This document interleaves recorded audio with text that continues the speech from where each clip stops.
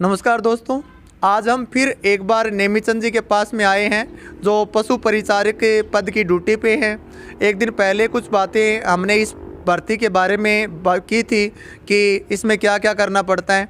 तो कुछ बच्चे इसमें काफ़ी क्वेश्चन डाले थे कमेंट बॉक्स में, कुछ बच्चे नेगेटिव हो गए, कुछ पॉजिटिव हुए। तो आज दोबारा बात करते हैं। नमस्कार जी। नमस्कार जी। तो नेमीचंद जी, आपका बहुत बहुत स्वागत है इस कार्यक्रम में। हमारे कुछ युवाओं को आप बताएंगे।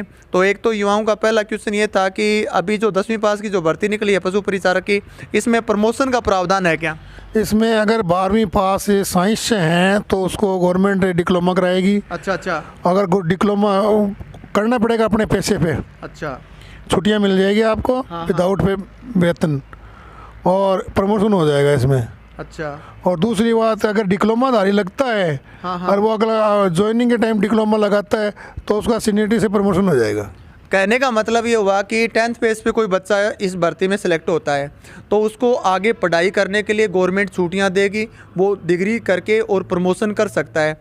दूसरा, अगर बच्चा साइंस साइड से है तो उसका भी प्रमोशन इसमें हो सकता है। इसमें दूसरा क्वेश्चन ये था कि संडे का अवकाश रहता है नहीं रहता? संडे का अवकाश नहीं रहता, हमारे साप्ताहिक अवकाश होता है जो सोमवार से लेकर शनिवार तक आप कोई भी डिसाइड कर सकते हैं एक बार। मतलब सप्ताह में आप एक अवकाश ले सकते हैं, संडे का कोई अवकाश नहीं है, कोई भी एक अवकाश आप डिसाइड करके ले सकते हैं। एक बात इसमें, बच्चे गोबर उठाने वाली बात जो आपने उस दिन बोली थी उस पर कुछ बच्चे भड़क गए थे। तो गोबर उठाने वाली जो प्रोसेस होती है इसमें क्या रोल रहता है गोबर का? इसमें ये है कि MBA किए हुए नगर पालिका में लग रहे हैं, उनको तो ट्रैक्टर पर चढ़ना पड़ता है। अच्छा। और अपन तो काश्तकार के लिए बच्चे हैं, काश्तकार अपने घर पे गोबर नहीं सरकाते फावड़े से। हाँ, मतलब गोबर हाथ से नहीं उठाना पड़ता। गोबर हाथ से नहीं उठाना पड़ता। दोस्तों, इसमें ऐसा कहते हैं कि जब पशु आता है, जैसे इधर दिखाइए, जैसे यहाँ पे पशु आए हैं तो यहाँ पे देखो कोई गोबर नहीं पड़ा है। अगर कोई पशु गोबर कर देता है तो दंताली या फावड़े से सरकाना पड़ता है, सफाई कर्मचारी वहाँ से उठा लेता है। तो वो कोई गोबर उठाना नहीं होता, हाथ से कोई गोबर नहीं उठाना पड़ता। आप हमारे 3 पोस्ट होती है यहाँ। अच्छा। पहले होती थी सहीस, वाटरमैन और स्वीपर। अब गवर्नमेंट ने कर दिया पशुधन परिचर और वाटरमैन स्वीपर। मतलब एक हॉस्पिटल में टोटल कितने कर्मचारी काम करते हैं? टोटल इसमें काम करते हैं 6 कर्मचारी। अच्छा। हॉस्पिटल होता है, उसमें हॉस्पिटल के अंदर तो क्या है कि एक डॉक्टर होता है। हाँ। एक LHA होता है, LHA के बाद PP होता है पशुधन परिचर। उसके बाद एक वाटरमैन होता है, वाटरमैन के बाद उसमें होता है एक सफाई करता। तो कहने का मतलब है मुख्य कार्य तो सफाई करता का होता है, सफाई करने का। अगर सफाई करता नहीं है तो आपको करना पड़ेगा। मतलब हॉस्पिटल में जो पोस्ट होती हैं उसमें PP की जो पोस्ट है, पशु परिचारक की जो पोस्ट है, उसके नीचे एक सफाई कर्मचारी और भी होता है जो उसके हेल्पर के लिए काम करता है। ये भी आपको ध्यान रखना है। लेकिन कहीं पे मान लो कि सफाई कर्मचारी नहीं है तो ये काम है पशु परिचारक की ड्यूटी बनती है, यही ना? हाँ, उनमें साथ आता है, प्रभारी द्वारा सौंपे कार्य सभी में ही आता है। तो बच्चों को खुद पे डिपेंड करता है कि वो इस भर्ती की तैयारी करते हैं या नहीं करते हैं। लेकिन इस बात से आप न अपना रास्ता चेंज कर लें कि इस भर्ती में हम नहीं जाएंगे, हमें गोबर उठाना पड़ता है, क्योंकि आप अपने बच्चों को इस विभाग में भेजना पसंद करोगे क्या? मैंने 4 बच्चों का फॉर्म लगाया, 2 मेरे लड़के हैं, दोनों MA BEd हैं, उनका नंबर नहीं आया। पिछली बार वो 2-2, 3-3 नंबर से रह गए। उनका दोनों बहू है। अच्छा। एक बहू है BA BEd है, एक बहू BA BEd और योगाचार्य कर रखा है उसने। अच्छा। उनका भी मैंने फार्म लगाया है। मतलब आपके बच्चों का आप इंटरेस्ट रखते हैं इस भर्ती प्रक्रिया, तो ये खुद भी इस भर्ती में रुचि रखते हैं।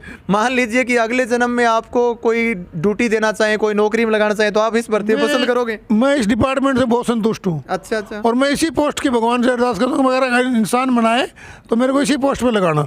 तो पशु परिचारक की जो पोस्ट होती है वो ऐसी नकारात्मकता वाली पोस्ट नहीं होती, ये आप नेमीचंद जी से पूछ लीजिए। इसमें कोई कार्य नहीं होता है। जहाँ कई जगह हॉस्पिटल है वहाँ पशु नहीं आता है। आप पूरा दिन बैठे बैठे परेशान हो जाओगे, पढ़ाई करो अपनी। मैंने तो मौका है युवाओं को। हाँ, मैंने इसी डिपार्टमेंट में BA की है। मैं लगा तब 9वीं पास लगा था। अच्छा। अब मैंने BA कर रखी है। मतलब इसमें यह है कि जो हॉस्पिटल होते हैं पशुओं के, उसमें बहुत कम पशुओं की संख्या आती है। आप पूरे दिन में देखिए यहाँ कोई मुश्किल से 1 या 2 पशु आए हुए होंगे। तो एक बार मान लो आप सरकारी सर्विस में लग जाते हैं तो आपको आगे का तैयारी करने का मौका मिलता है। ये हॉस्पिटल देखिए, दिखाइए इधर आप, कितना मतलब पीसफुल एरिया ये हॉस्पिटल पड़ा है।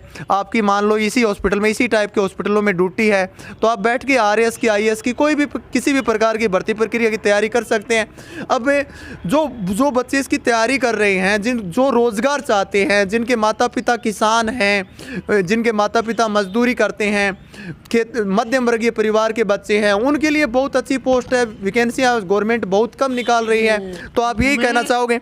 मैं एक ऐसी कैंडिडेट हूँ और नगर पालिका के अंदर सफाई कर्मचारी लग रहे हैं। मेरा बच्चा है, अच्छा, वो एक एसआई नगर पालिका में एसआई की पोस्ट पर, सफाई निरीक्षक की। अच्छा, उसके पास बीए एमए, एक तो एमबीए किया हुआ सफाई कर्मचारी लग रहा है। वो ट्रैक्टर पे कार्य करता है, बुचास के पास का है। अच्छा। मेरा कहने का इनका ट्रैक्टर है, ये इनका कहने का वहाँ नाली निकालनी पड़ती है, ट्रैक्टर पे कचरा, सूखा वाला कचरा उठाना पड़ता है। हाँ जी। यहाँ सूखा वाला कचरा नहीं होगा तो केवल गोबर ही होगा। तो वो दंताली या फावड़े सरका दो। अगर जहाँ से ऊपर की पोस्ट है तो आपको दंताली से वो सरकाने की जरूरत नहीं है।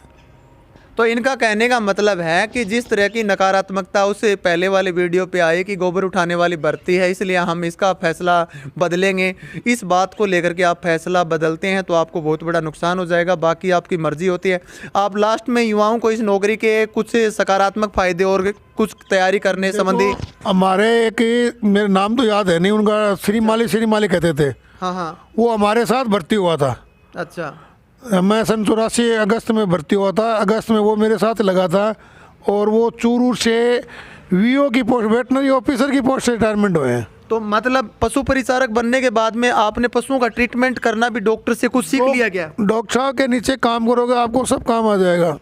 कहने का मतलब यह हुआ, पशु परिचारक जो होता है डॉक्टर के पास में रुचि रखता है तो वो एक अच्छे डॉक्टर वाले सारे काम आ जाते हैं। तो प्रैक्टिस के तौर पे वो दाएं बाएं पशु भी देख सकता है कोई। वो देखो ऑथराइज तो है नहीं। हाँ, और वैसे इलीगल कार्य कर सकता है अगर अपनी गुड फेथ में कार्य कर सकता कहने का मतलब सरकार की तरफ से तो परमिशन नहीं है, लेकिन वो अपने घर परिवार में ऐसा ट्रीटमेंट कर सकता है। गुड फेथ में कर सकता है। अगर डॉक्टर साहब के साथ रहोगे तो आपको पशु वो डिस्टोकिया मतलब बेवांत का काम भी सीख लोगे। उनके साथ रुचि रखोगे तो जेड निकालना है, हाँ जी, इंजेक्शन लगाना है और करना है, ये आप सीख सकते हो यहाँ अगर काम का रुचि रखोगे तो।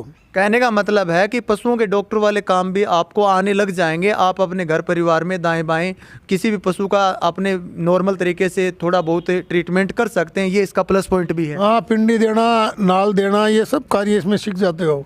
तो भारतीय कृषि प्रधान देश है, अपने घर परिवार में इसमें कोई बड़ा अपना डेयरी फार्मिंग करता है आगे घर परिवार में तो उसको फायदा होता है। इसमें डेयरी फार्म के अपन सब पशुधन रखने वाले हैं। ग्रामीण क्षेत्र में अपना राजस्थान पूरा कृषि प्रधान देश है। हाँ जी। कृषि प्रधान के अंदर पशु का कृषि का दोनों का मेल होता है। जैसे आप कहावत कहते हैं चोली दामन का साथ है। हाँ। तो पशु का और किसान का चोली दामन का साथ। हम किसान से आते हैं, बढ़िया के बच्चे तो हैं ना जो मंडी के अंदर दुकान कर लेंगे। सही है। तो किसान परिवार के बच्चों के लिए नौकरी बहुत ही फायदेमंद है, क्योंकि कल ना वो डेयरी फार्मिंग करवाना चाहे अपने घर पे, कोई दाएं बाएं पशुओं के सेक्टर में बिजनेस करना चाहे तो उनके लिए भी बहुत फायदेमंद है। लेकिन मैं आपको इसलिए मोटिवेट नहीं कर रहा हूँ कि आप सारे पशु जो पीपी पशुधन सहायक की जो वैकेंसी निकली, सॉरी जो पशु परिचारक की वैकेंसी निकली है, आप सारी उसकी तैयारी करें। जिनकी भी रुचि है इस फील्ड में वो तैयारी करें, और जिनकी रुचि है मान लो उसको ऐसा लग गया कि इसमें पशुओं का गोबर उठाना पड़ता है जिससे वो अपना तैयारी इसमें भर्ती में न जाने का मूड बना रहा है, तो उसका वो गलत फैसला होगा। इसलिए हमारा आपसे ओनली सही सलाह आपको देना, हमारा उद्देश्य रियलिटी सकारात्मकता आपको बताना है। हमारा उद्देश्य ये नहीं है कि आप पशु परिचारक की भर्ती करें, हमारे कोचिंग के बैच बनवाएं, ऐसा हमारा कोई उद्देश्य नहीं है। जो बच्चे पढ़ने आएंगे हम उनको पढ़ाएंगे, जिनको तैयारी करनी है वो करेंगे। और दाएं बाएं आप जहाँ भी जिस एरिया के हैं, तो हमें यहाँ चूरू ज़िले की राजगढ़ तहसील में आधार क्लासेज अपना चलता है और यहाँ पे नेमीचंद जी की ड्यूटी है। और इन्होंने कुछ बातें उस दिन हमारे साथ शेयर की, आज आपको दोबारा कुछ बातें बताई हैं। तो वो आप पे डिपेंड करता है कि आप तैयारी करते हैं या नहीं करते, इस फील्ड में जाते हैं या नहीं जाते। तो सभी को आपको बहुत बहुत धन्यवाद, सभी श्रोताओं को बहुत बहुत धन्यवाद। अगर आप हमारे चैनल पे नए हैं तो चैनल को सब्सक्राइब कर लीजिए। समय समय पर हम इसकी ऑथेंटिक और सच्चाई वाली जो जानकारियां हैं वो उपलब्ध कराते रहेंगे। सभी को धन्यवाद।